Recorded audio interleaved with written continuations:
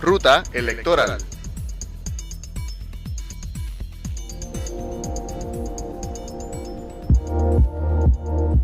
La participación electoral en Puerto Rico, históricamente, ha sido mayor que la de Estados Unidos. A pesar de que la política es uno de los elementos que caracteriza la cultura puertorriqueña, hay un gran sector de la población que se resiste a votar.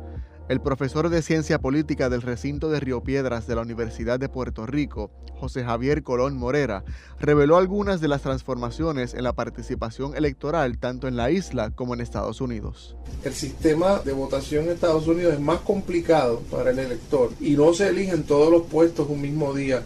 No es un día festivo, es un día de trabajo y no hay tampoco, esto lo ha investigado el profesor Luis Cámara, no hay tampoco este ambiente un poco carnavalesco que se crea en Puerto Rico, sobre todo al final del proceso. De todas formas, la participación en las elecciones pasadas en Estados Unidos aumentó por el surgimiento de Obama como candidato y sobre todo un grupo de jóvenes que tradicionalmente no vota se unió al proceso electoral y en Puerto Rico ha continuado bajando. Así que la tasa de Puerto Rico sigue siendo un poco más alta que la de Estados Unidos, pero ya no significativamente más alta que la de Estados Unidos.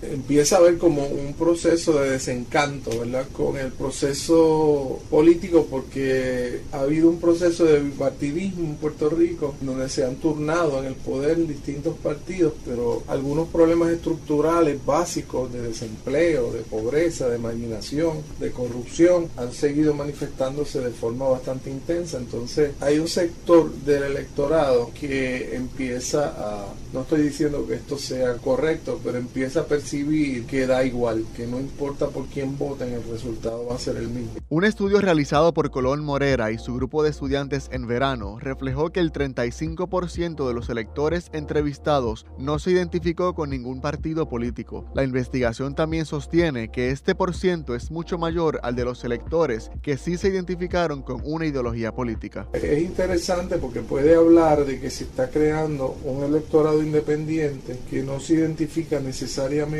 con ninguna de las opciones, con la misma fuerza que se identificaban antes con los dos partidos principales. Otra área para explorar sería los jóvenes, que tienden a votar poco, tienden a no considerar ese asunto como un asunto que realmente va a influenciar demasiado problemas que ellos están confrontando como jóvenes. Así que esos son dos factores que yo creo que habría que mirar: la conducta de los jóvenes y cómo se ha ido desafiliando el electorado de los dos partidos principales. Los electores que quedan complacidos con la labor realizada por los distintos funcionarios votan para reelegirlos, mientras otros, sin interés en el asunto, recurren a la abstención, pero otros van a las urnas a ejercer el llamado voto de castigo, según opina Colón Morera. El voto de castigo es un voto que lo que hace en cierto modo es reflejar cuál es la percepción que tienen los ciudadanos sobre su situación económica personal y sobre cómo perciben la situación de la comunidad política que les rodea y las posibilidades económicas futuras de esa comunidad. Cuando la comunidad se siente, o los electores se sienten que no ha habido una mejoría sustancial o que ha habido un retraso, se habla incluso hasta de un índice de miseria que tiene que ver con los niveles de inflación, los niveles de desempleo, los niveles de pobreza. Cuando los indicadores de pobreza suben, los de inflación, o sea que el costo de los alimentos, de los bienes es más caro, y el desempleo aumenta, la tasa de crecimiento económico se reduce, todo eso se pone hasta en una fórmula de índice de miseria, y cuando el índice de miseria es muy alto, pues eso tiende a afectar la reelección del candidato. Para el catedrático de Ciencia Política del recinto de Río Piedras, sería hipotético descifrar si la participación electoral del próximo 6 de noviembre será mayor o menor que la del pasado cuatrienio. Según la Comisión Estatal de Elecciones, el 79.1% de los puertorriqueños aptos para votar participaron de los comicios en el 2008. De los que se podían inscribir y no se inscribieron y no votaron, es decir, de la población hábil, el porciento de votación baja al 65%, que es un número mucho más bajito. Yo creo que en este momento es un poco especulativo decir que la participación va a subir o va a bajar.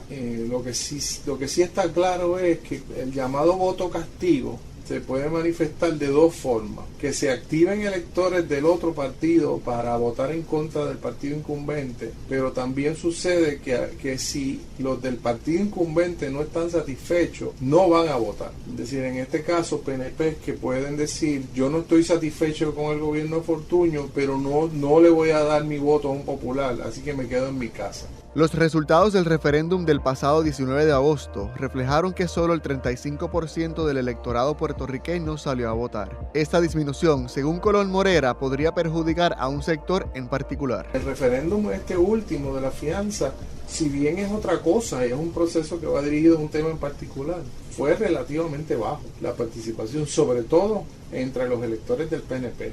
Así que hay un signo de interrogación sobre cuánta movilización va a ser capaz de hacer, sobre todo el PNP, en las próximas elecciones, a partir de lo desastroso que fue la movilización de miembros del PNP en el referéndum de la fianza. Para Contrapunto, les informó Wilfredo Mendoza Méndez.